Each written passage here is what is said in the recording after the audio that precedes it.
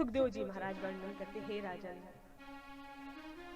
प्रियवतो तान पादौ सतरूपां पते सुतौ वासुदेवस्य कल्यायां रक्षायां जगदास्थितौ। महाराजा मनु महारानी शत्रुपा के दो पुत्र हैं, प्रियव्रत और उत्तानपाद। देखिए महाराज प्रियव्रत के विषय में भागवत में ज्यादा वर्णन नहीं है, उतना विस्तृत रूप से वर्णन नहीं है, बस इतना ही वर्णन आता है थोड़ा बहुत कि महाराज प्रियव्रत बड़े ही प्रतापी राजा थे। एक बार महाराज प्रियव्रत को लगा कि बताओ रात क्यों होती है, रात होती है तो लोगों के 12 घंटे बर्बाद हो जाते हैं। दिन में तो लोग काम करते हैं लेकिन रात में सिर्फ एक काम होता है, सोना। तो रात्रि में लोगों के 12 घंटे बर्बाद हो जाते हैं। यदि रात्रि ना हो तो कितनी अच्छी बात है, लोग काम ही करते रहे। ये सोच करके महाराज प्रियव्रत ने एक ज्योतिर्मय रथ की रचना की और उस रथ पर बैठ करके पृथ्वी की 7 परिक्रमा की। और जब 7 परिक्रमा की तो 7 दिन तक केवल दिन ही दिन था, रात नहीं हुई। रात नहीं हुई, ब्रह्मा जी यहाँ बड़े चिंतित हो गए, ये क्या, ये तो सृष्टि का नियम ही बदलने चले। ब्रह्मा जी ने कहा ये तो सब उलट पुलट हो जाएगा। ब्रह्मा जी महाराज प्रियव्रत के पास गए, अनेक अनेक उपदेश दिए और कहा कि देखो बेटे, रात्रि बुरी बात थोड़ी ना है, रात्रि तो लोगों को विश्राम के लिए बनाई गई है। यदि रात्रि ना हो तो लोग विश्राम ही ना करें, तो उनको विश्राम के लिए बनाई गई है बेटे, कोई गलत बात नहीं है। और पृथ्वी के नियम से आप छेड़खानी ना करें, ये सृष्टि के नियम है, नहीं चलने दें। जब ब्रह्मा जी ने ऐसा कहा तो महाराज प्रियव्रत ने आगे ऐसा ना करने का संकल्प लिया, गलती का एहसास हुआ और प्रभु सेवा में प्रियव्रत राजा लगे रहते थे। तो बहुत छोटा सा वर्णन महाराज प्रियव्रत के विषय में, विस्तृत रूप से वर्णन राजा उत्तानपाद के विषय में। उत्तानपाद राजा की 2 पत्नियां हैं, सुरुचि और सुनीति। सुरुचि के पुत्र का नाम है उत्तम, सुनीति के पुत्र का नाम है ध्रुव। और सुरुचि का जैसा नाम है वैसा काम है, सुनीति का जैसा नाम है वैसा काम है।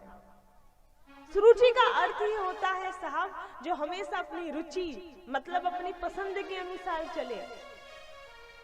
जो मन कह रहा है, मन कह रहा है कि आज हमें ये खाना है मतलब वही खाना है, आज हमें ये काम करना मतलब वही करना है, जो मन करे उस हिसाब से चले, वो है सुरुचि। लेकिन सुनीति का मतलब है कि जो मन से नहीं, जो धर्म पे चले, जो नीति पे चले, जो शास्त्र कहता है, जो नीति कहती है उसके अनुसार आचरण करे, वो है सुनीति।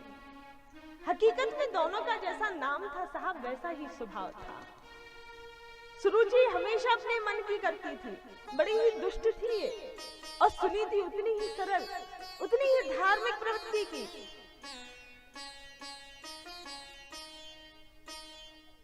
बहुत सुंदर थी।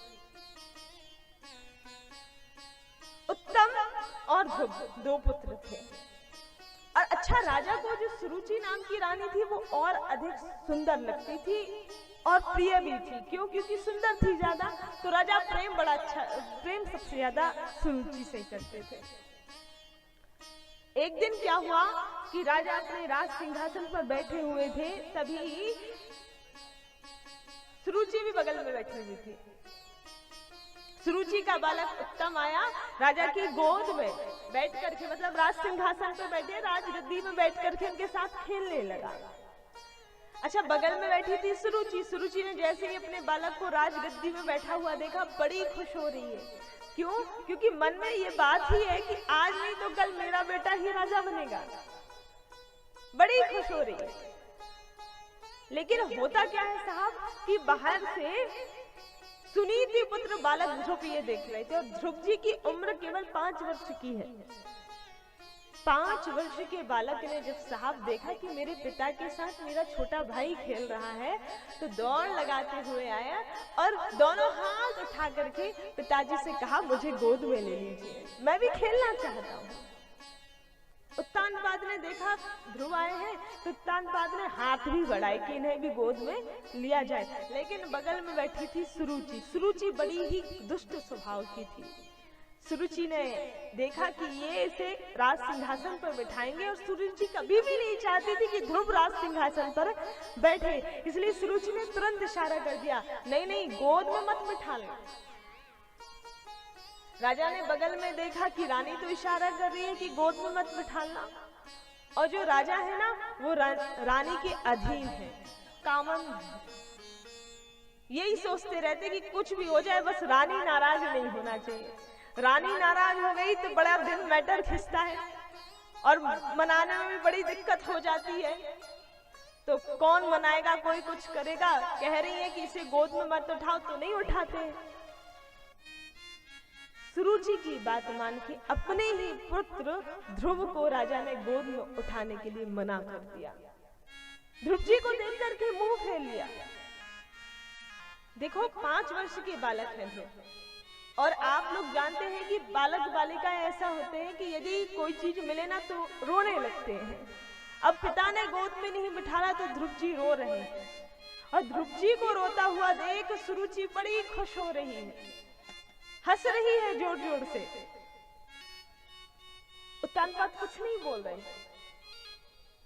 रो रहे हैं जोर जोर से। माता की तरफ देखा तो माता कहने लगी, तुम रो क्यों रहे हो? कहा, पिता ने मुझे गोद में नहीं बिठाला। कहा, तुम क्या सोचते हो, तुम्हारी इतनी औकात है कि तुम मां इस महल की रानी नहीं है? और देखो इतने कड़वे वचन भागवत जी में लिखते हैं। क्या क्या बोलती है सुरुचि? सुरुचि कहती है, नावसन प्रतिभिष्यम भवानारोढ्युमर्हति नागृहीतो मया यत्त्वं कुभावापि नपात्मजा। क्या? ना वत्सन न प्रतिदिशम। देख, तेरी माता इस महल की रानी नहीं है, रानी मैं हूं। मैं तेरी माता इस महल की दासी है, दासी। और सुन, दासी का पुत्र कभी राजा की गोद में नहीं बैठ सकता, हमेशा रानी का पुत्र ही राजा की गोद में बैठ सकता है। और फिर भी तुझे यदि इच्छा है ना कि पिता तुझे गोद में बिठा ले, राजा उत्तानपाद तुझे अपनी गोद में बिठाल करके खिलाए, तो जाओ, जाकर के पहले भगवान से प्रार्थना करो कि वो तुम्हें मेरी कोख से जन्म दे। जिस दिन तुम मेरी कोख से जन्म लोगे तभी तुम राजा की गोद में बैठने के लायक होगे, योग्य होगे। और मैं तो कहती है तुम वन में जाके तपस्या करो, और तपस्या करके उन नारायण से प्रार्थना करो कि वो तुम्हें मेरी कोख से जन्म दे दे, क्योंकि तुम्हारी माँ रानी नहीं है, रानी मैं हूं। भाग यहाँ से। अच्छा, जब सुरुचि ये सब बोल रही थी ना, तो ध्रुव जी मात्र 5 वर्ष के, ज्यादा दिमाग बुद्धि तो है नहीं, जानते तो है नहीं कि क्या क्या बोला जा रहा, पर इतना जरूर जानते जो भी बोला जा रहा है गलत बोला जा रहा है। अपने पिता की ओर देखा कि पिताजी कुछ बोलेंगे। पिताजी क्या बोले? पिताजी माता के सामने मौन धारण कर लेते हैं। और जब पिता ने भी कुछ नहीं बोला, रोते रोते ध्रुव जी महाराज पहुंच गए कहां? अपनी मां सुनीति के पास। सुनीति मां ने जैसे ही ध्रुव जी को रोते हुए देखा, सुनीति मां ने पूछा, बेटे क्या हुआ? पहले तो ध्रुव जी महाराज ने कुछ नहीं बताया, लेकिन जब बार बार पूछा तो सारा वृतांत बताया कि ऐसा ऐसा हुआ, और मेरी सौतेली माँ, मेरी विमाता ने मुझसे ये सब बोला है। माँ, क्या आप इस महल की रानी नहीं हो? क्या मैं अपने पिता की गोद में नहीं बैठ सकता? और जब ये बात कही ना, तो आज सुनीति बहुत रोई है। आज पहली बार सुनीति रोई है। मन ही मन में सोचने लगी, वाह सुरुचि, तूने मेरा जीवन बर्बाद कर दिया, तूने मुझे इस महल की दासी के योग्य बना दिया। मैंने आज तक एक शब्द नहीं बोला, लेकिन आज तो क्रूरता की हद पार कर दी। कोई 5 वर्ष के छोटे से बालक से ऐसी बातें कहता है क्या? बहुत रोई है सुनीति, लेकिन सोचा कि आज जितना दुख मुझे होगा उससे कहीं ज्यादा दुख मेरे बेटे को होगा। और तुरंत अपने आंसुओं को पोंछ करके, अपनी ममता का त्याग करके बड़ा सुंदर उपदेश माँ सुनीति बालक ध्रुव को देती है। माँ सुनीति कहती है, बेटे तुम क्यों रो रहे हो? इसलिए रो रहे हो कि तुम्हारी माँ ने कहा है, तुम्हारी सौतेली माँ ने बोला है माता ने कि मैं इस महल की रानी नहीं हूँ। तो हाँ बेटे, वो सच ही बोलती हैं, मैं इस महल की रानी नहीं हूँ, मैं तो इस महल की दासी हूँ, दासी। और दासी भी बहुत अच्छी बात बोल दी, क्योंकि तुम्हारे पिता तो रानी तो क्या दासी स्वीकार करने में भी मुझे शर्माते हैं, उन्हें दासी स्वीकार करने में भी शर्म आती है। फिर तो तुम्हारी विमाता ने बहुत अच्छा बोल दिया कि मैं इस महल की दासी हूँ। और बेटे, तुम इसलिए रो रहे कि पिता ने गोद में नहीं बिठाला, पिता ने गोद में नहीं बिठाला। अरे पिताजी तो हर एक बच्चे को गोद में बिठा लेते हैं। पिता की गोद में बैठना कोई बड़ी बात है क्या? हर एक बालक बालिका जन्म लेके अपने पिता की गोद में बैठ जाता है, इसमें कोई सामर्थ्य की बात नहीं है। यदि रोना ही है ना तुम्हें और तुम्हें बैठना ही है तो जाओ। अभी तक तुम्हारी सौतेली माँ तुमसे कह रही थी कि जंगल में जाके तपस्या करो, अब तुम्हें जन्म देने वाली माँ तुमसे कह रही है कि जाओ जंगल में जाके तपस्या करो और उन श्री हरि नारायण से कामना करो कि वो तुम्हें अपनी गोद में बिठा ले। तुम क्या पिता की गोद में बैठना चाहते हो? बैठना ही है तो उन परम पिता परमात्मा की गोद में बैठो, जो सारे जगत के पिता हैं, जो सारे जगत के मालिक हैं। ऐसे परम प्रभु की गोद में बैठ कर के जाओ जंगल में जाकर तपस्या करो। और माँ सुनीति ने जब इस प्रकार से बोला ना, तो देखो ध्रुव जी के संस्कार देखिए साहब, आप हैं तो 5 वर्ष के, लेकिन जैसे ही माँ ने बोला कि जंगल में चले जाओ तपस्या कर लो, एक क्षण की भी देरी नहीं की, तुरंत अपनी माँ के प्रणाम करने लगे, जाने लगे जंगल की तरफ। माँ ने कहा कहाँ जा रहे हो? कहा आपने बोला ना जंगल जाओ। जंगल जा रहा हूँ। कहा नहीं नहीं बेटे, ऐसे नहीं जाओगे। अब क्या बात है? कहा ऐसे थोड़ी ना जाओगे, जाओ पहले अपनी सौतेली माँ को प्रणाम करके आओ, सुरुचि को प्रणाम करके आओ। ध्रुव जी कहने लगे आप कैसी बातें कर रहे हैं? अभी अभी उन्होंने मुझे इतना सब कुछ सुनाया और मैं उनको प्रणाम करने के लिए जाऊं? तो पता है सुनीति क्या समझाती? देखिए सुनीति का जैसा नाम है वैसा ही काम है। कितनी धर्म पे चलने वाली स्त्री है।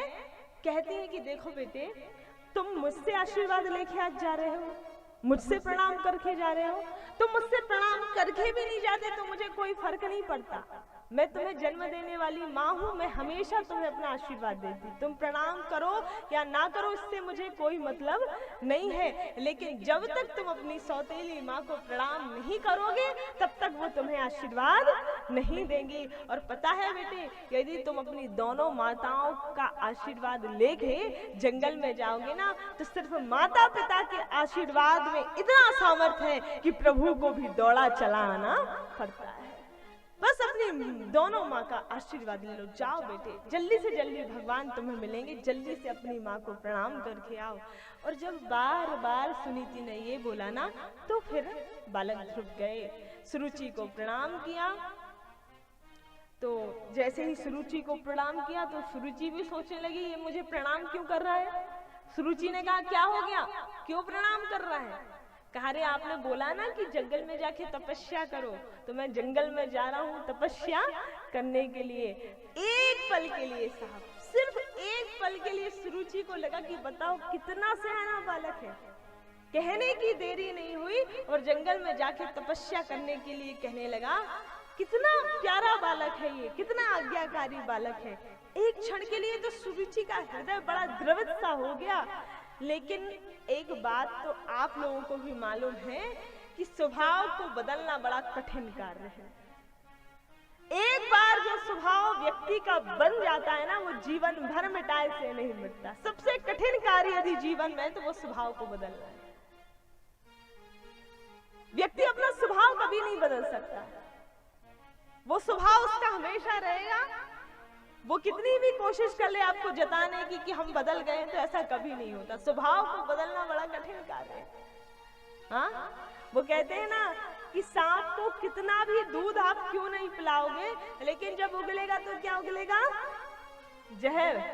अब आप इतना दूध पिला दो और सोचो कि वो कुछ अच्छा आपके लिए कर दे, तो नहीं, वो उगलेगा तो जहर ही उगलेगा, क्योंकि पयम पानम भुजंगानाम केवलम विश्ववधन। आप कितना भी दूध क्यों ना पिला दो वो जहर ही उगले। ऐसे ही कुछ स्वभाव वाले लोग होते हैं, आप उनके लिए कितना भी कुछ क्यों ना कर दो साहब, जब वो उगलेंगे तो सांप की तरह जहर ही उगलेंगे, क्योंकि उनका काम ही है, उनका स्वभाव ही है कृतज्ञता। उनके स्वभाव में आ गया वो चीज कृतज्ञता। हाँ, आप सोचो कि वो बदल गया समय के साथ, नहीं, बहुत कठिन कार्य है साहब, स्वभाव कभी नहीं बदलता। एक बात ध्यान रखिएगा, सुरुचि का स्वभाव नहीं बदला, दूसरे ही क्षण सोचने लगी कि अरे ये जा ही रहा है जंगल में, और इतना सा तो बालक, इतना घनघोर वन, कोई ना कोई जानवर इसे मार के खा जाएगा। और मेरे मन में अभी तक एक डर था कि कहीं राजा इसे गद्दी पे ना बैठा दे, तो अब तो बिल्कुल निश्चित हो जाएगा कि इकलौता मेरा उत्तम ही गद्दी पर बैठेगा। और ये सोचकर कैसे भी सही, पर यहाँ सुरुचि ने ध्रुव जी को आशीर्वाद दे दिया, और आशीर्वाद भी मन से दे दिया, क्योंकि चाह रही थी कि ये जंगल में चले जाएं। और अपनी दोनों माताओं से आशीर्वाद लेके पुनः अपनी माता के गले लग करके माँ सुनीति को प्रणाम करके ध्रुव जी महाराज जाते हैं जंगल की ओर।